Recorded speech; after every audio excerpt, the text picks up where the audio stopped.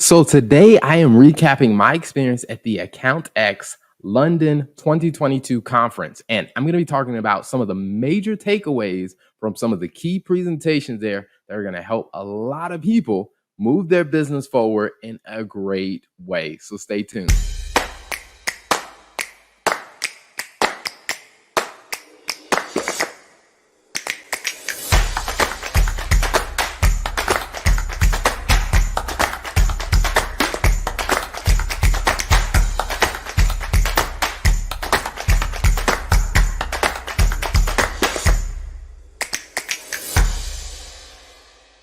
Recently, I attended the AccountEx conference in London about a week ago, and it was a lot of great things that came out of that conference. And I want to take a little bit of time and recap some of my key takeaways from that conference. Now, the way the conference was set up was they had a ton of vendors. There were probably over 100 different areas for different vendors, from software products to service products to organizations that you can join to help you build out your accounting, your bookkeeping, and your practice. And it was an amazing event. And then also at the event, there were these different theaters that they had set up. And I think it was like 8+ different theaters where they had guest speakers that were talking on specific topics in the field of accountancy. They're also with managing and building and growing a practice. So there were a lot of great things that happened at the conference. And so today I'm going to cover just a couple of the sessions because it was a 2-day event. So I'm going to break it up in, a couple of different videos to give you some of my key takeaways. Now, for my first one, the first session that I attended was on something that is critical to every business. It is having a good quality onboarding process. So, one of the things that I really liked about this session was that it kept it simple. Now, each session was maybe about 45 to 50 minutes, and it kept it simple. And I think the presenters did a really good job of talking about some things that were really, really good. Because when you think about an onboarding process, if you do not have a really good process, the truth of the matter is you're really going to struggle in trying to grow your business. And so one of the things that I really liked about what they talked about is how scaling requires processes. You have to have some type of processes in place, because if you're just making it up as you go every single time, eventually you're going to get tired. And then also, what becomes very critical is that for a lot of firms, and even myself included, you know the process in your head, but you don't really have it documented and you don't really have anything recorded. And so one of the things that I did after hearing this session, or actually while hearing this session, I was on my phone typing out, okay, all right, what is the process? Because I know the process in my head, but if I don't document it, the rest of my team is not going to know what the onboarding process looks like. And so I found some time, I found like 5 minutes to just sit down, pull out my notebook, and I just sketched it out. And then I was like, you know what? All right, when I get back to my Airbnb tonight, I'm going to document this process. And so the rest of my team knows this is what happens when we get a new prospect. This is how they go through the process to the point of us starting to actually do the work. Now, the next thing is, they brought up a really interesting point, is that, not only does your team need to understand the process, but your clients, they need to know what is next, because that is one of the biggest things that a lot of firms are having trouble with. Is someone says, hey, we want to do business with you. They want to sign up. And the question they're asking is, hey, so what's the next step? What do we do next?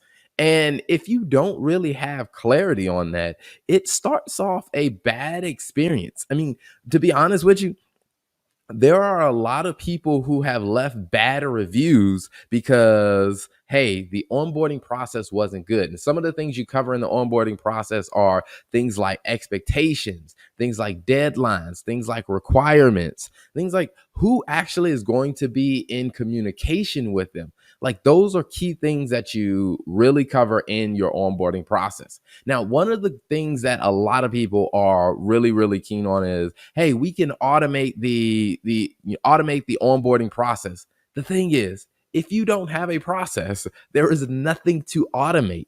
So you want to make sure that you have a process, because there are some great tools out there. As you know, this panel of presenters talked about the great tools. There are some great tools out there. But if you have to first have a process, and then the tools will probably be much more useful for you, but you have to have a process first. And like I said, the final takeaway was that, people who have great onboarding processes, what you don't realize, or I guess what some of us did not realize, I know myself included, is if you have a good quality onboarding process, that actually leads to a great client experience. And that great client experience can also lead to much better referrals. One of the other sessions that I really enjoyed was the session with Michael Ford, where Michael Ford talked about, business forecasting. And when you hear the term business forecasting, a lot of people think about so many different things, and people immediately jump into these fancy models, these charts, and making sure all the numbers are there. And one of the things that he really, really hit on in this session was that forecasting is not really about the numbers. And when I heard that, and when a lot of people in the audience heard that, I was like, what do you mean? Forecasting is all about the numbers and predicting it. And he took a step back and he said, forecasting is really about providing a tool that can help guide behavior that leads to better results in the business. So, I mean, if you think about it this way, your forecast is supposed to be a tool that kind of almost acts like a GPS would. If you were on a road trip and you were headed somewhere, and let's say you were going down a road that is a dead end, you would hope that your GPS, the tool that you're using, can actually see ahead of you and tell you, hey, this road is out. We need to find another route.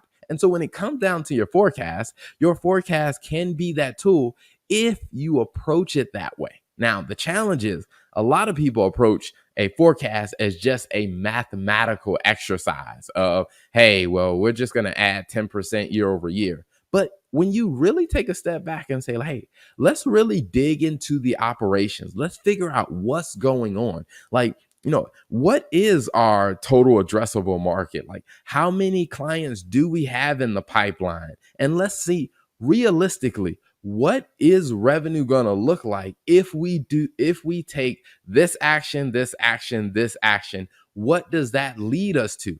And then once you kind of map that out, then you can ask yourself, are we happy with those results? Or is there something we should change to make sure that we are headed down a road that leads to results that we actually like?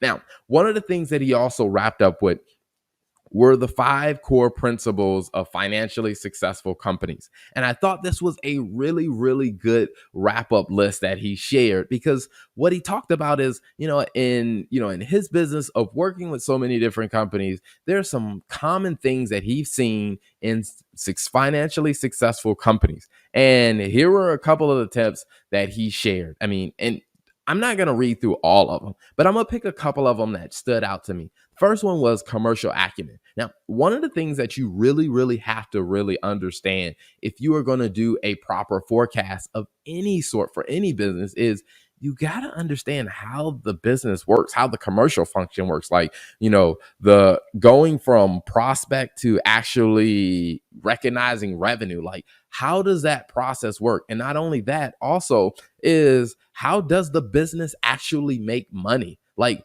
what is the product that customers are actually buying? What is the frequency that those customers pay? What's the nature? How are the contracts and the deals structured? See, those are things that you have to understand if you are going to be able to properly forecast what's going to happen in a business. The other thing that I really wanted to harp on is the insightful analysis, because a lot of times when it comes down to a forecast, people create a forecast and they never go back and look at it. Well, the thing about it is when it comes down to forecasting and it comes down to analysis, that forecast should be part of what you are analyzing. Because if you did your job on the front end and you really looked at what was going on in the business and you really use, hey, operational data to help you build that forecast, you should be able to take that forecast, compare it back to your actuals, and ask questions like, hey, based on these things we expected to happen, did those things happen? Yes or no? If the answer is no, it's like, okay, all right, why didn't they happen? What do we need to tweak? What do we need to adjust operationally to actually get the business back on track to hit better results? So I really enjoyed the session with Michael Ford at, business forecasting. It's not about the numbers. It's really about operating a business. And a business is more than just mathematical formulas. You have some math, you have commercial aspects, you have operational aspects, and you also have people aspects. So, really, business forecasting is about giving you a tool that helps guide the behavior in all of those critical areas of your business. Now, another session that I attended was with Michael Bennett, and this one it wasn't one that when I looked at all my sessions, it wasn't one that I had mapped out on my list beforehand to attend. But as I was walking by, the title of his session really caught my attention. And there were some really good things that he talked about. And I will say, some of the things that he talked about in the session, they seemed a bit simple, like, hey, that's just common knowledge. But when I really took a step back and thought about it, even myself in my own firm, I'm not really implementing some of the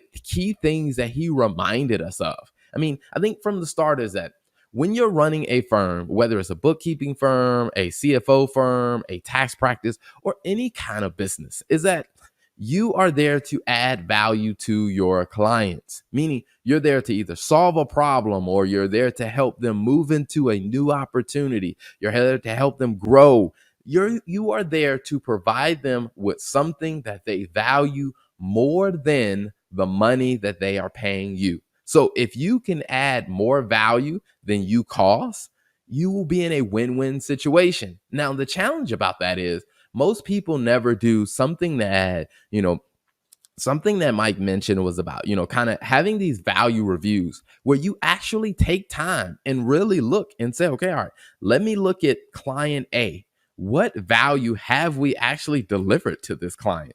Because the thing about it is, most business owners never really step back and look at their service or their product from the customer's perspective. And if you look at it from the customer's perspective, you can kind of ask yourself questions like, what value have we created for this customer? Like, why would what benefits have we actually given to the customer? And it's not necessarily hey, well, we gave them a discount, or hey, we actually gave them this price at it, or this service at a lower than our market cost. Like, that's not really driving value for the customer.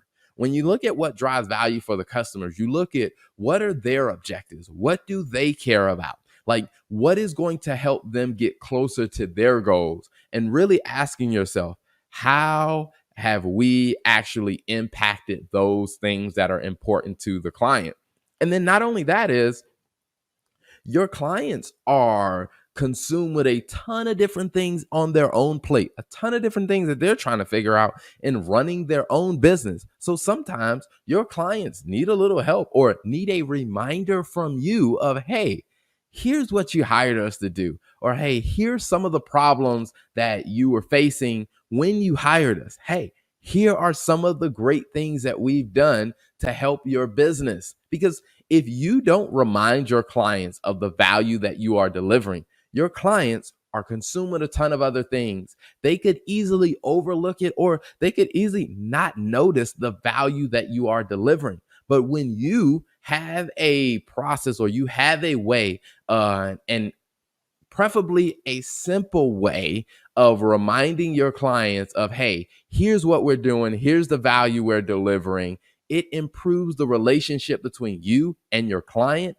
And it leads to more referrals. It also leads to them wanting to purchase more services from you because you have proven to them that, hey, we are here adding more value to your business than it costs you to hire us. Now, the last point that has to be remembered is you want to come up with a simple value reminder, but do remember, simple doesn't mean easy.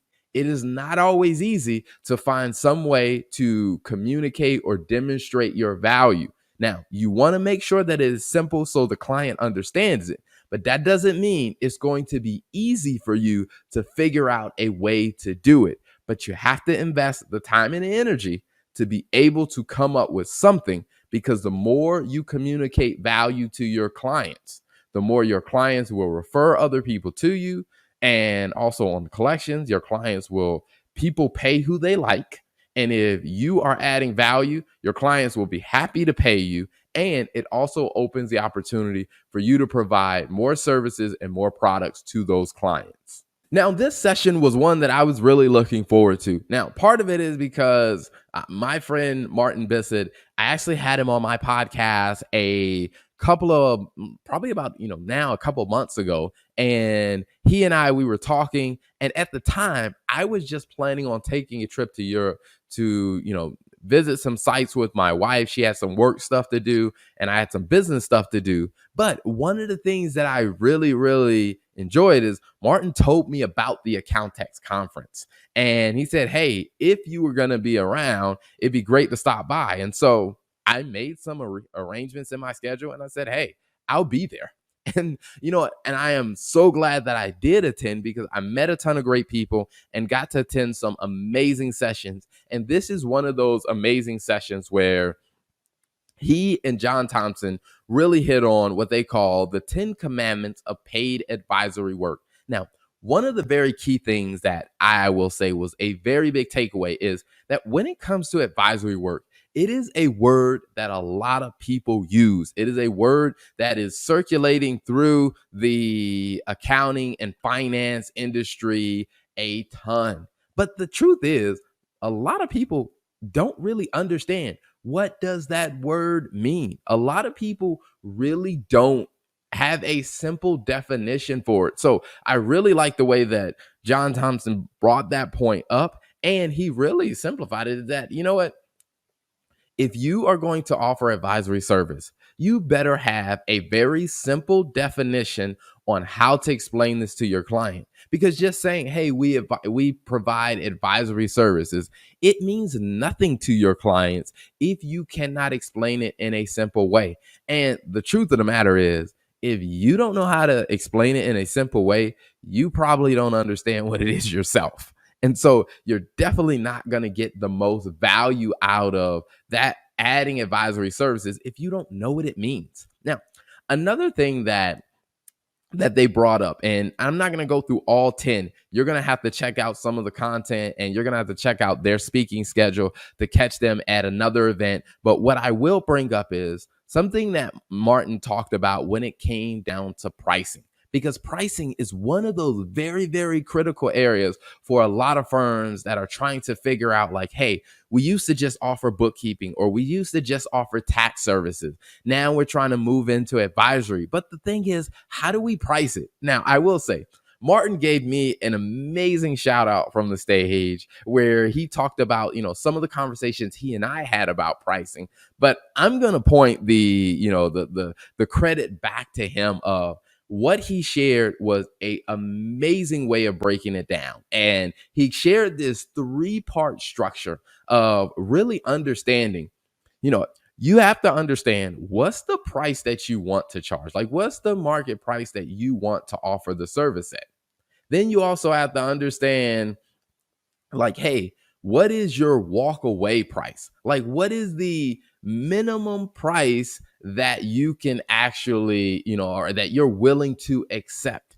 And then you also have to understand, what is your break even price? See, understanding those 3 will help you navigate the pricing scenario in a phenomenal way. See, the thing about your break even price is that is the minimum that you need to actually just cover your basic costs. Now, no one gets in business just to break even. I mean, I will say if you're starting a business just to break even, I would say you're opening yourself up to a world of headache and a lot of risk. And no one really wants to just break even. So you have your break even where I at a very, it has to be a very special situation for me to offer something at cost. But I know I cannot go under that number. And then you have what's your walk away price? Because you may look at your break even point and you may say, okay, all right, I need to make at least at a minimum this amount of margin so that, that I can be happy with providing this service. That's your walk away price. And then you start looking at, hey, what is the market price that you are proposing these services at? Now, if you understand those three components, I'm telling you, that will guide you in your journey of defining your pricing for your advisory service. And I mean, heck, it'll help you define your pricing journey through all of your services. So I definitely thought that this was a great session. Like I said, they went through the 10 commandments. I only covered a couple of the things. Now, if you want to get more, I'm telling you, check out some of the content that they release because Martin shares a lot of content. John does as well. And also check out their speaking schedule. Great tips, great things came out of that conference. Another great speaker that I had the privilege of checking out was a friend of mine, Chris Arjun. Now, I'll be honest with you. When I was looking at the list, I didn't realize that my friend Chris would be presenting at this event. So actually what happened was I was leaving one session and I was walking by and I looked over and I said, I know that guy. And so I just stepped into the theater where he was presenting to hear his presentation, and it was a phenomenal one. Now, I'll tell you this. If you're looking for someone who's going to challenge the traditional way of thinking and who is going to actually encourage you to step out of the ordinary box of thinking about how to solve problems in the field of accounting and finance, Chris is definitely one of them. One of the famous phrases when he was a guest on my show that we talked about is that, the finance is going through a revolution and the revolution will not be televised. And it is so true. It is something that we are all living. The finance industry and the accounting industry is constantly changing and we're having to evolve. And one of the big things that a lot of companies are facing is how do they retain their team and key talent? Because he's over in the UK and they speak of it in terms of qualification. Here in the US, we talk about it in terms of certification.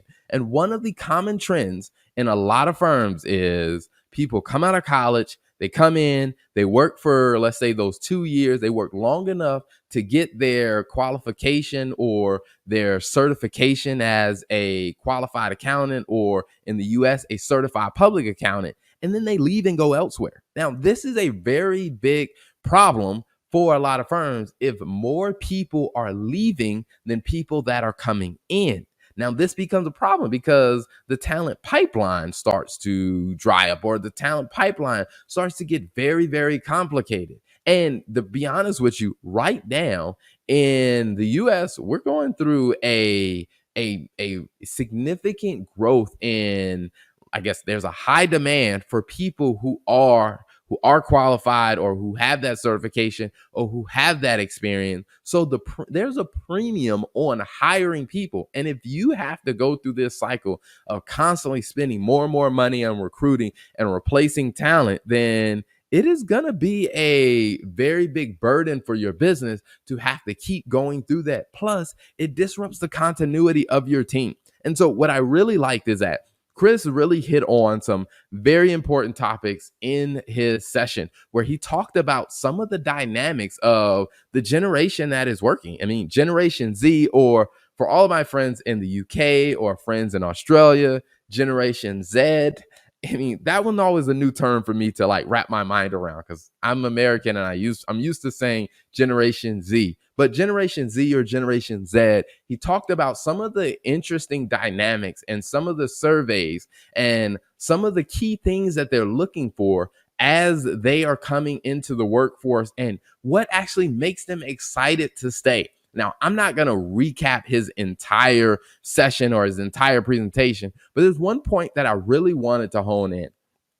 And he talked about there's a common trend with the younger generations of they want to feel like they are a part of something. And one of the ways of doing that is really having a little bit more project-based work in the things that they're doing. Because a lot of people and even people in older generations that I've talked to, very few people early in their career want to just do the same thing over and over, day in and day out. I mean, it just wears you down. Now, as you get later in your career, maybe when other things start happening in life where you want to have a little bit more balance or you want to spend less time working, maybe having a very consistent pattern of things that you're doing at work makes sense at that point. But earlier in your career, where there is a ton of turnover for a lot of organizations, you want to start figuring out what are ways that we can get people involved in different projects or different initiatives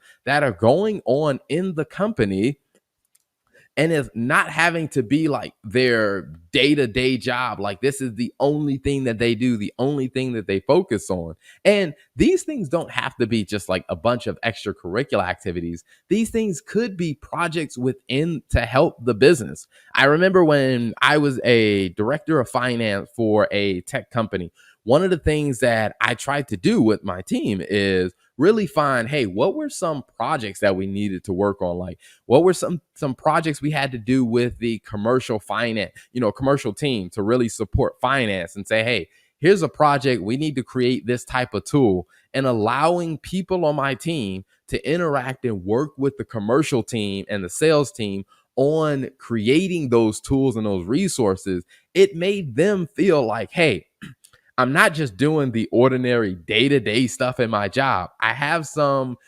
projects and some initiatives, and I can see the impact of what I am doing. So, great session from my friend Chris Arjun. Really talked on a lot of great points that I think a lot of companies really should adopt. Now, this was a session that I was very excited to hop into because, and I'll be honest with you, I did not know these amazing ladies that Joe and Zoe were going to be presenting. Again, when I was going through my list, there were about 8 sessions going on at any given time, all at the same time. So you had to look through the menu to see what you wanted to attend. But one of the things that, again, I was walking by a session and just walking by looking at some of the vendors, and I looked over and I saw Joe grabbing the mic, and I'm like, you know what? I've seen that lady before. Where have I seen that lady before?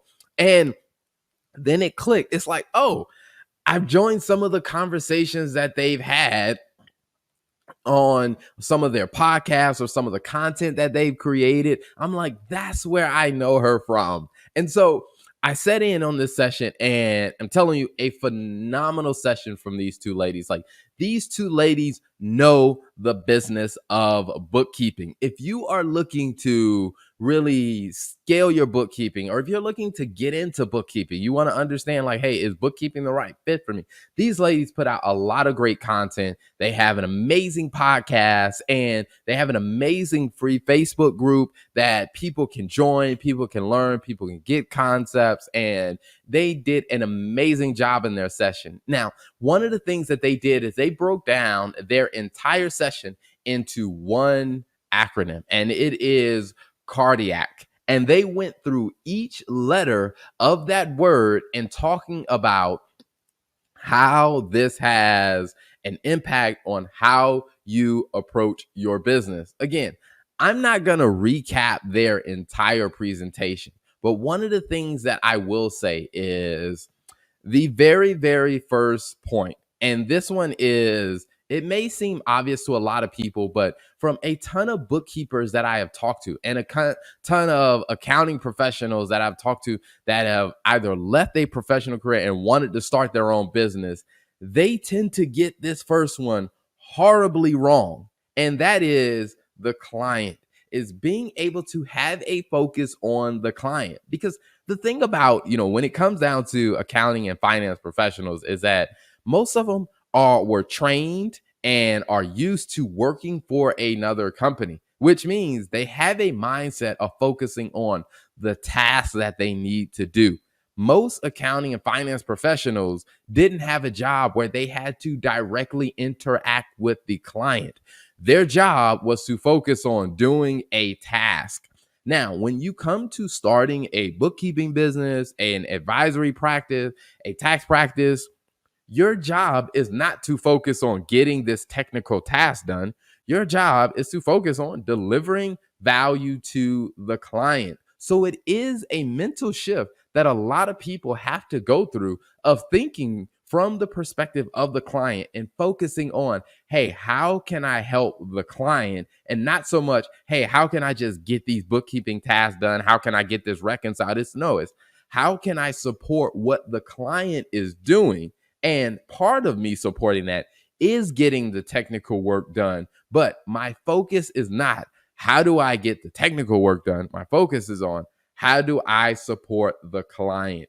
Now, they covered a ton of great tips, and even the Q&A session that they had afterwards, there was a ton of great tips. And those are some of the things that they also share in their podcast and their Facebook group. So I would say definitely look out for these ladies and go check out their podcast. Check them out on Facebook. You can connect with them on LinkedIn, reach out to them. I mean, they are very approachable, very helpful, a dynamic session that I really enjoyed. Now, another great treat that I had the privilege of, witnessing was the Accounting Influencer podcast. Now, the Accounting Influencer podcast is a amazing podcast that is really diving in and having honest conversations about critical things that are impacting the accounting profession and accounting firms. So, something that I really, really liked about it is that they were actually filming the show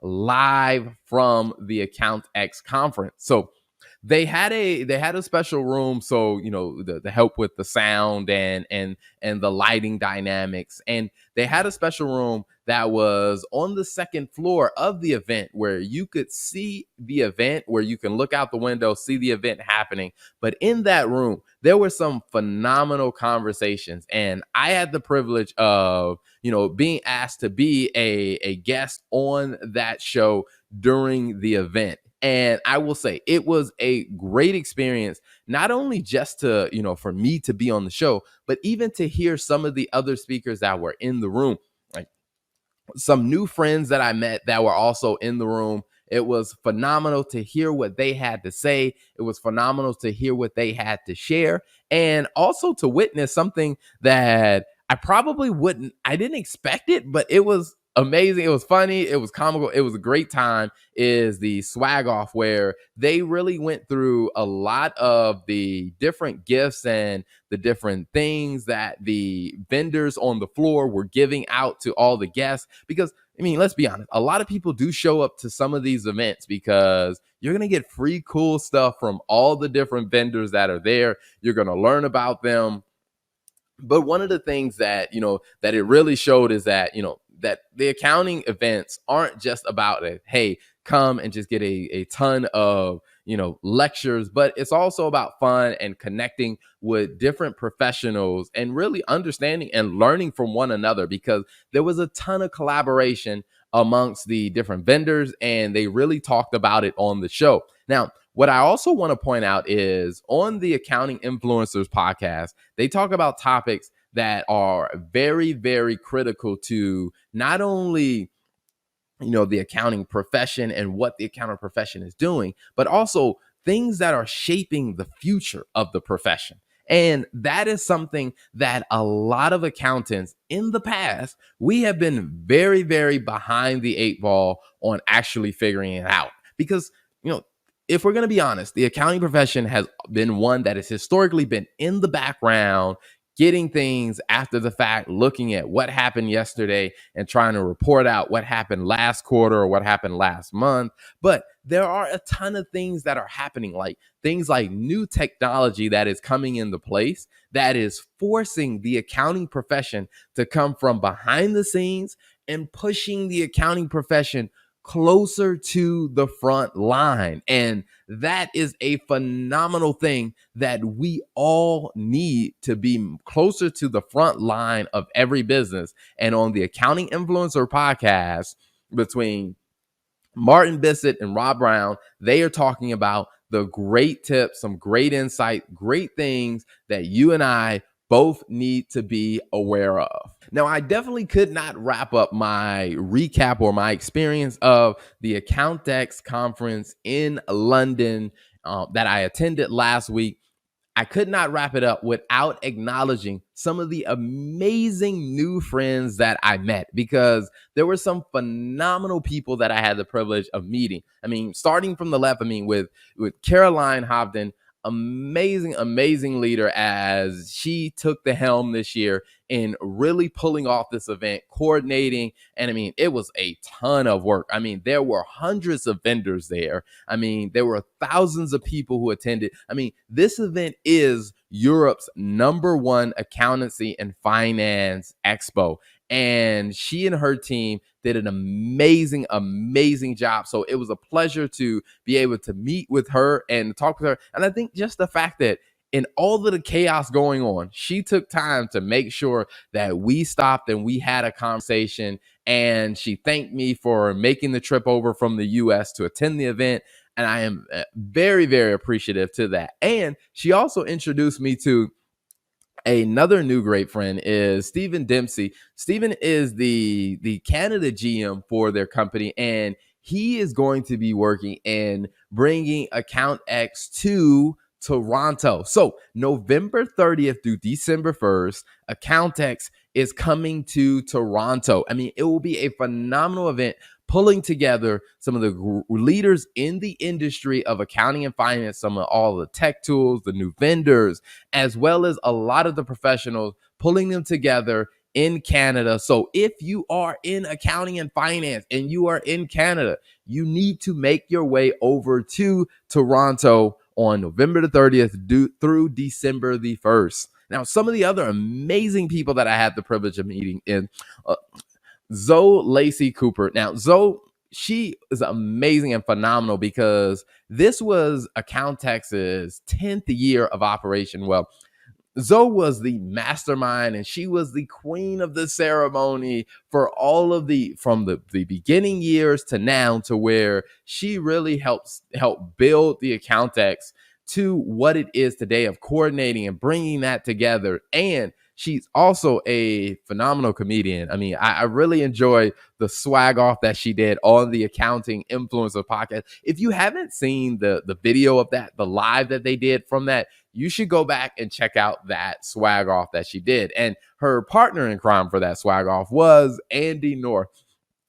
Andy is a phenomenal guy that is, well versed in the industry of accounting and finance, and has, he's a thought leader. He's a leader in both the UK as well as the US, of really helping not only just people understanding tools and different techniques of things, but also helping people really bring a simplified perspective of understanding what really drives value, what really drives success, for accounting and finance professionals in these accounting and finance businesses. Being a CMO, he has a very unique perspective, because he doesn't come at it from the perspective of just another accountant, but from someone who understands messaging, someone who understands positioning, and someone who understands marketing. Amazing connection. I'm glad that I had the chance to meet him, and quite the comedian, because like I said, if you check out that swag off that they did on the Accounting Influencers podcast, I'm telling you, you'll watch it, you'll find some very hilarious moments in it. And last but definitely not least, one of the other, I guess you say presenters or guests on the Accounting Influencers podcast that I had the chance to meet was Dan Richards. And I got a chance to hear Dan's story of, Dan was there, when AccountEx, from the very first AccountEx, of really being on the forefront and pioneering, years and years ago, before tech became a very big buzzword or a very big thing in the accounting profession.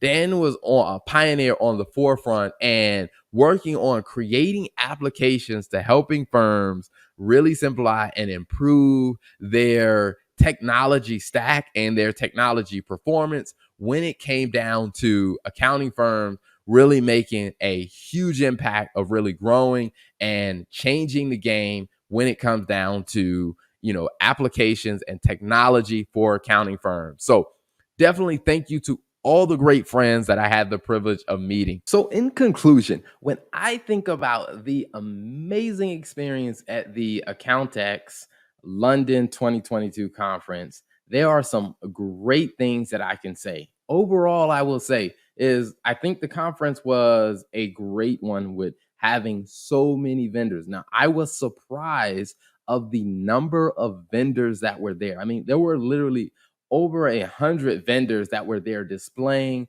their different products, their different services. And of course, there were some other companies there that were represented that I met, people who were just there in attendance. So there was a wide range from being able to get technology solutions, being able to get tech support. And then there were also those that were providing essential tools like Zero, like QuickBooks, and also so many different organizations. So I think the conference as a whole was a great one, exposing you to a lot of amazing things. Now, what I think really made it an even more impactful conference is that around the areas where, because I guess when you walk in, there's this massive coliseum or event space floor with all the different vendors. But on the sides, they had these different theaters set up. And in those theaters, they had different professionals who are not just studying accounting and finance from theory, but people that are actually in the field practicing and doing the work of building a business, navigating the challenges of onboarding, marketing, sales, customer relationship, delivering the service, actually managing a team with staffing needs and requirements and managing technology upgrades and all of those different things. Those are the type of people that they had giving the presentations. Now, as those people were giving the presentations, a lot of them, they were very transparent and honest about, hey, here are some of the things that we're doing. Here are some of the challenges that we're facing. Here are some of the opportunities that we see in the industry. And I thought it was a phenomenal thing to be able to, take some of that insight and those wisdoms and the things that you learn from each of those sessions. As I said earlier, I mean, my very first session that I attended was the onboarding session where they talked about some of the great things going on in onboarding. And one of the things that I definitely remember is, that getting a process and having clarity on that process becomes critical. So I would tell anyone who is in the process of trying to build a firm, or if you're trying to take your firm to the next level, is really taking that time to step back and think about what is the process that I need to have in place. I spend a lot of time with one of my good friends, Kristen David, who coaches a lot of businesses. And that is one of the things that her and I spend a lot of time talking through is what is the process? Because at the end of the day, if you cannot boil this down to a process, then it's going to be very difficult for you to implement this as a system in your business, or for you to implement it as something that will become sustainable in your business. Like, you may be good at it for a couple of days, or you may be good at it for a little while, but eventually that's going to fall off if you do not have a repeatable process that you can run in your business and that you can really leverage and use to take things to the next level. So you want to make sure that you have a really good process. In fact, one of the things that I did after a session is I just found some time and I found a space and I was like, let me just write this process down. And what I want to do is I want to pull that up and share that with you on just kind of how I thought about, going into onboarding. And like I said, it wasn't anything super fancy. It was something pretty basic that I said, you know what? Let me just lay this out, because if I can lay this out, this will help not only me, but it'll help the rest of the team. So let me share. This was the simple layout that I went through of just saying, hey, when a person goes through the initial consultation call, what comes next? I mean, there is after that initial consultation call, there's usually a proposal that we send out. And after there's a decision made, then what happens next? And after the decision comes the kickoff meeting. And to be completely honest with you, the part where my system was really, really lacking was in the kickoff meeting because we were doing a great job of marketing and branding the business. And we were doing a great job of getting that initial consult call done. But we were sending out the proposals, we were getting people that were making a decision. People are like, hey, we really want to do business with you. Well, we were dropping the ball is on that kickoff because that's where things were starting to get a little fuzzy on, okay, all right, what step comes next? And what do we need to do next? And the client was asking, what do they need to do next? Which means they were ready to give me money. It's just, we didn't have a really good process. And so when I went back and I said, all right, here's the area, like this area right here, this is where we really need to focus and improve on, hey, that kickoff meeting. And what does that look like? And even letting the client know that there is going to be a kickoff meeting. So one of the things that we did is, I started working on, all right, you know what? After they make a decision, maybe one of the other things that I need is maybe I need a simple welcome letter. Like once a person signs a contract, letting them know, hey,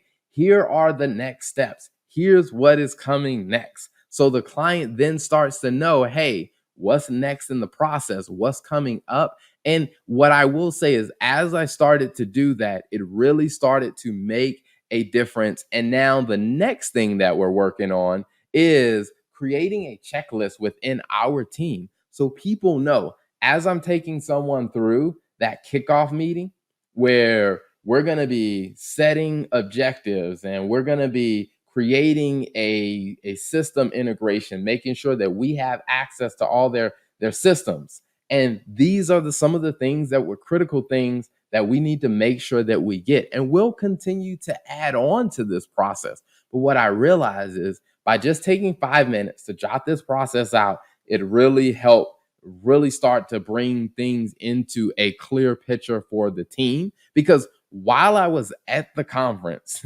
I literally got a text from someone on my team and said, hey, congratulations, we just closed a new deal. Like someone had signed a proposal while I was at the conference. And what I didn't realize is, wow, the rest of the team doesn't know what to do next. And I'm here at the conference, which is really why I really jumped into hyperspeed to say, okay, all right, you know what? We need to really have a clean process so people know the next steps. And the good thing about your process is it can evolve over time. Now, when you have a process, that allows you to then look at some other potential tools that could be a great resource for you.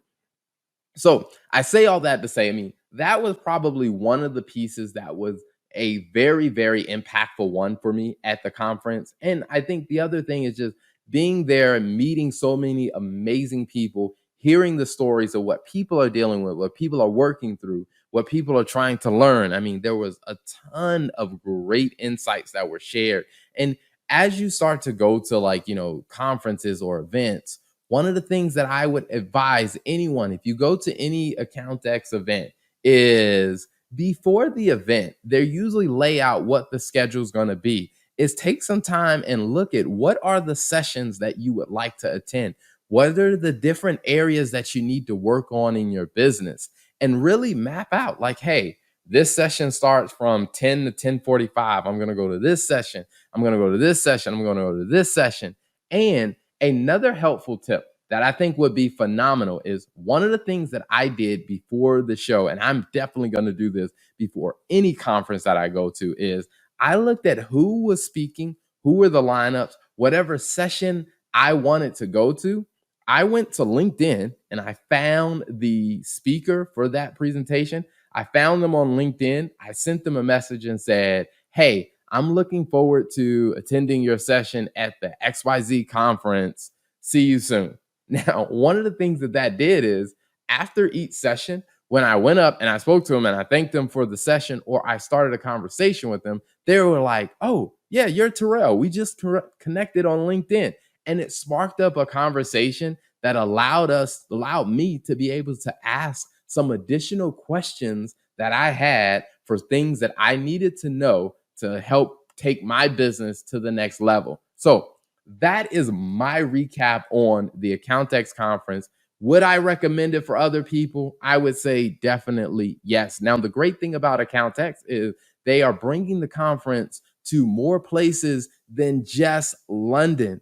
They also have a conference that is coming up in Australia. They also have conferences that are coming up in Canada, and I am sure they will continue to expand the conference, and they will continue to actually look at new opportunities for them to take things to the next level, because there's a lot of insight, there's a lot of wisdom, there's a lot of great things that are coming up. Now, I will say, I am planning on attending the Canada conference, just so you'll see.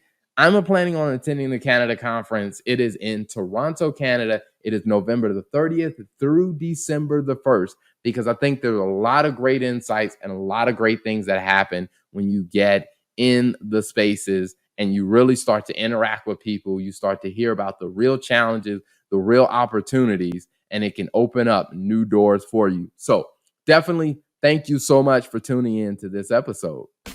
Thank you for tuning in to another episode of the Finance and Accounting Show. If you like what you heard, don't be selfish. Make sure you hit that subscribe button and then share this with a friend, because you know a business owner that could definitely use this insight. So be sure to hit that subscribe button, share it with a friend, and turn on the notification bell so you get all the updates when we release a new episode.